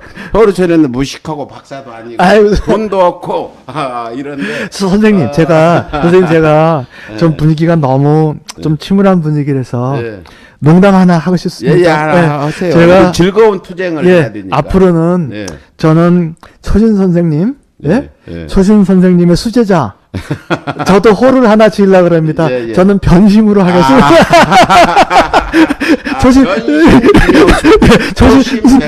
초신 선생님 수제자 변심으로 하겠습니다. 그래서 여러분들이 저나 또 김영수 박사님이나 이 일을 하는 게 어떤 고 이미란 씨의 개인 원한도 물론 알리고 풀어야 되지만 이런 사회적 거악이 대한민국의 언론을 주무르고 사회의 어떤 그런 소금 빛 역할을 해야 될 언론사 사주라는 게 이게 대한민국이 이런 식으로 가서 되겠냐? 뭔가 박용훈이는 그 역기적인 폐륜 행위로 취소한 그 법의 심판을 받고 가야 된다는 게 김 박사님과 저의 의견 일치를 받습니다. 그래서 교회에서는 이렇게 안 해납니다. 조선일보를 응징해서 조선일보가 다시는 대한민국 언론사로서 행세를 못하도록 제가 언론사 조선일보 사장으로 가든 김 박사님이 가든 사주라도 갈아치워버리자. 이거 찬성하십니까? 아멘. 예, 그렇게 하려고 시작을 한 건데 여러분들 아까 성경 말씀 같이 처음은 네. 이미 해도 네. 그것은 장대하리라. 욥기에 나옵니다. 예, 욥기에 시작은 매악. 성경 좀 읽어봤어요. 네, 시작은 매악하으나 끝은 장대하리라. 그렇게 네, 네. 시작을 하는데 이거 보통 이명박 정부 싸움보다 지난하고 과연 박용훈이나 조선이 어떤 그 반격을 해올지 귀추가 주목되고 제발 각오하고 있습니다. 네, 조선이 각오하고 좀 있습니다. 우리를 예, 고발해달라. 예, 예, 오늘 예, 이 얘기한 예, 거 뭐 예, 예. 명예훼손이나 모욕으로 고발을 해주면 명예는 제가 또 말씀드렸지만은 네. 있어야 훼손을 하죠. 예. 없는 걸 어떻게 훼손을 합니까? 그 사람들이 무슨 명예가 있어요? 조선일보가 우리가 이렇게 하면 언제쯤 망할까요? 모르겠습니다. 지금 서울의 소리가 하고 있는 이런 그 고이미란 씨 부분의 폐륜 방가들, 뭐 폐륜 방가는 잘 모르고 조선일보 그러면 매국 방가라고 매국 신문이라고들은 잘 알아요. 네. 제가 최근에 다른 언론 기관에서 인터뷰를 또 한 번 한 게 있습니다. 예. 거기에 그 외국 정치인과의 비자금이 오고 간 것에 대해서 상당히 공개를 했습니다. 그래서 그 지금 방금 말씀하신 외국 관계, 뭐 매국이라 그럴까요? 에 관해서 며칠 있으면은 상당히 무게 있는 폭로가 나올 것 같습니다. 근데 이제 예. 서울에서 이렇게 우리 나팔 소거든요. 빵빵빵 나팔 불면 이제 그 나팔 소리에 곡을 맞춰서 네. 음악을 만드는 다른 팀들이 있어요. 그래가지고 뭐 MBC라든지 뉴스타파라든지 이런 데서 또 제대로 된 방송을 아니 그래서 제가 이제 저번 방송에도 말씀드렸지만은 분노라는 거는 조직화돼야 된다고 저는 생각합니다. 예. 모여야 됩니다. 그래서 제가 페이스북 그룹을 만들었어요. 그래서 제가 이 일에 분노하시는 분들 우리 같이 모입시다. 그래서 제가 페이스북 인터넷 주소는 고 이미란 씨 네. 이미란을 예. 추모한다 페이스북 예. 그 댓글창에다가 링크 예. 좀 걸어줘요. 예. 여러분, 여기입니다. 그래서 저기다가 링크 좀 걸어줘요. 네, 저거 오시면은 인터뷰를 통해서는 말씀드리기로는 긴 자료 같은 거를 저기다가 계속 올리고 있습니다. 그리고 제가 우리 뭉칩시다. 어떻게 뭉칩시다. 그리고 제보자들은 무엇을 주의하셔야 됩니다. 이제 이런 것도 제가 코칭해 드리고 잠깐 뭉쳐야 됩니다. 그래서 저 페이스북 그룹 저기에 여러분들 많이 들어오시면은 세력을 과시해야 됩니다. 예, 우리 변심 선생님 제가 이제 앞으로 변심으로 불러. 그러니까 언제 변심을 저는 날마다 기다리고 있겠습니다. 초심 선생님의 수제자 변심. 우리가 이렇게 웃고 웃어야 됩니다. 웃어야 저는 됩니다. 항상 내일 죽더라도 오늘은 즐기다. 그럼요. 그리고 웃으면서 덤비는. 그리고 내가 먼저 화내는 놈이 지는 거예요. 그렇죠. 그래서 먼저 하는 놈이 지는 거예요. 웃으면서 시작을 네. 하는데 여러분들 오늘 우리 김영수 박사님 오셔서 얘기했는 이제 맛보기라고 보시면 되고 앞으로 더 충격적인 조선일보의 그런 그 폐악기들, 비리들, 폐륜짓들이 폭로를 하게 되고 김영수 박사님 여기서 마지막으로 한 말씀만 그 박용훈한테 좀 한 말씀만 해주세요. 나이도 더 많으시잖아요. 아니죠. 제가 윗동서지만 그래. 박용훈 씨가 나이가 저보다 4살 위입니다. 그래요? 나이 많네. 네. 박용훈 씨한테 한 말씀 좀 해주세요. 빨리 장모한테 와서 빌어. 그게 사는 길이야.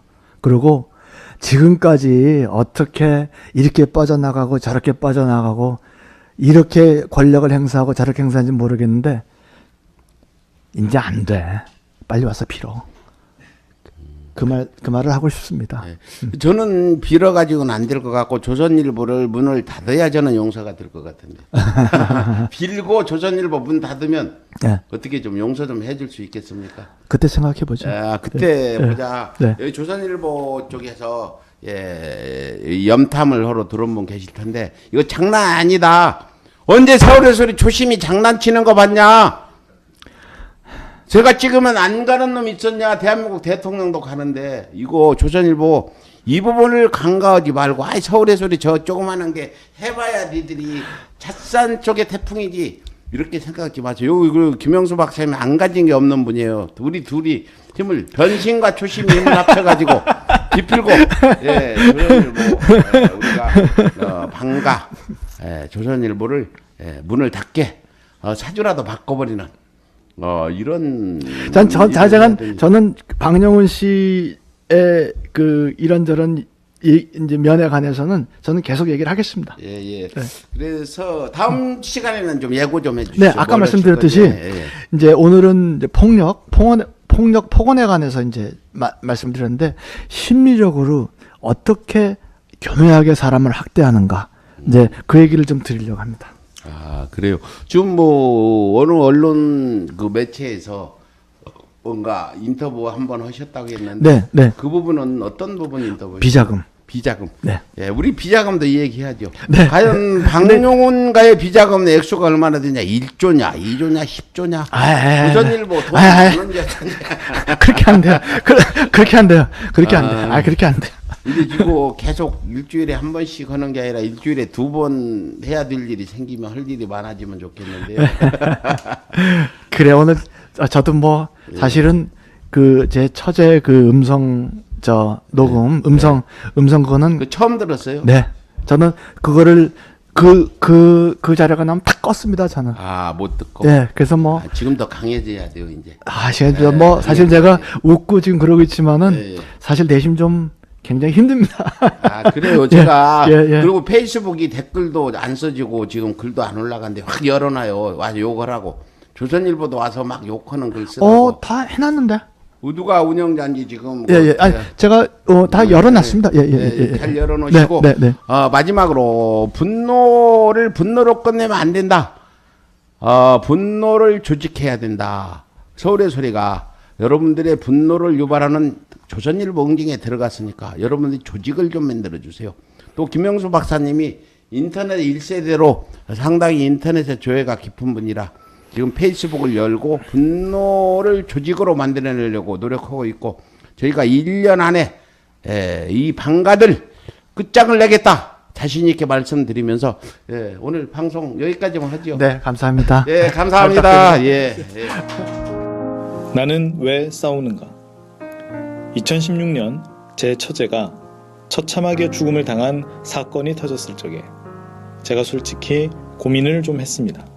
친구들은 모두 못 이긴다, 참아라 하면서 말렸습니다. 이득은 없고 손해만 있는 싸움이다 라면서 말렸습니다. 착한 처제의 처참한 죽음 앞에 저희에게는 조직적인 증거인멸 공작으로 인해 증거라고는 아무것도 없었고 모든 목격자들은 협박을 당해 입을 다물었고 경찰과 검찰은 분명히 저희에게 공정하지 못했었습니다. 증거가 있어도 거꾸로 해석할 판에 증거 자체가 없었습니다. 심지어 저희 회사 디스트리뷰터들도 언론사를 상대로 싸우는 것은 장사에 도움이 안 된다, 큰일 난다 면서 말렸습니다. 거대 언론이 우리 회사를 집중 공격할 것이다. 거대 언론이 공격해서 망한 기업이 많다. 나중에 진실이 밝혀진들, 망한 뒤에 진실이 밝혀진들 무슨 소용이 있는가. 심지어 교회의 어떤 친구들은 용서가 기독교의 교리다 라면서 말렸습니다. 그러나 어떤 싸움은 꼭 이기기 위해 싸우는 것이 아니라는 생각이 들었습니다. 그리고 어떤 싸움은 이득이 없어도 싸워야 한다는 생각이 들었습니다. 저희 회사는 빚을 모두 없애놓고 어떠한 어려움에도 하나님께서 도와주시기만 하면 견딜 수 있도록 튼실하게 만들어 놓고, 그리고 떨어져 나갈 고객들, 디스트리뷰터는 떨어져 나가고, 이래저래 카나다 기업인 우리는 한국 아닌 다른 시장에서의 비즈니스가 더 중요하다는 방향으로 회사의 체제를 정비했습니다. 그리고 기독교 교리 중에 바로 이 부분, 원수를 사랑하라. 이 부분이 혼란이 많은데요. 잘못했다고 생각하지도 않고 자기들이 여전히 이길 수 있다고 설쳐대는 악인들 앞에 고개를 숙이고 침묵하는 비극을 용서와 사랑으로 포장하는 경우가 많습니다. 광주를 무력으로 진압한 전두환 패거리들을 위해 조찬 축복기도회를 열어주는 것과 같은 그런 웃기는 일이겠지요. 저는 이 문제를 놓고 기도를 오래 했는데 안 싸우면 평생 후회할 것 같다라는 생각이 들었습니다. 그것이 제가 싸우기로 한 제일 큰 이유였습니다. 그리고 싸움을 시작하고 나니 싸우길 잘했다라는 후련한 확신도 왔습니다. 싸움을 시작하고 나니 제보자들이 몰려왔습니다. 지금은 방가들 자신들보다 제가 그 집안의 사정을 잘 알고 있다고 자신감이 들 정도입니다. 정말 용기 있는 분들이고 하나님께서 축복해 주실 것이라 생각합니다. 인간적으로 지금이라도 박용훈 씨나 그 일족이 참여하면 용서로 마무리 짓고 저는 제 생업에 전념하고 싶은 것이 제 솔직한 심정입니다만 무망한 것 같고 제가 한번 힘껏 싸우겠습니다. 소위 밤의 대통령이라는 그 자를 장모님 앞에 끌고 가서 무릎 꿇고 빌도록 만들겠습니다. 그리고 제 처제의 무덤 앞에도 끌고 가서 거기에서도 무릎을 꿇리고 빌도록 만들겠습니다. 한국 온 천지에 여기저기 가지를 치고 있는 적폐에 거대한 거미줄을 걷어내야 하는 일인데요. 저 혼자 힘으로야 당연히 어렵죠. 많은 적들이 공격해올 것을 예상하고 있습니다. 여러분께서 도와주시면 제가 싸우는데 큰 용기를 받겠습니다. 여기 사람을 많이 모아주시는 것이 제일 큰 힘이 됩니다. 이 페북그룹에 사람을 많이 모아주십시오. 초대 단추를 누르시면 패친들을 이 페북그룹으로 초청할 수 있습니다. 제가 안 싸우면 후회할 것 같다 라고 생각해서 싸움을 시작한 것처럼 저를 후회 없이 도와주십시오. 그리고 제보자도 제보를 후회 없이 해주십시오. 이 처참한 죽음에 관해 증거를 가지고 계시고 목격을 하신 분들 제보를 해주시지 않으면 나중에 후회하시지 않겠습니까? 나중에 혹시 본인이 억울한 일을 당하실 적에 하나님께 도와주시라고 부르짖으실 적에 이 사건이 기억나시지는 않겠습니까? 이 사건 초반에 저는 지금까지 평생에 어느 한 번도 억울한 사람이 옆에 있으면 못 본 척하고 넘어가 본 적이 없습니다. 하나님, 그것을 기억해 주십시오. 라고 하나님께 당돌하게 기도했던 기억이 납니다. 하나님께서 도와주셨고 축복해 주셨습니다. 하나님께서 여러분들께도 그렇게 해주실 것입니다.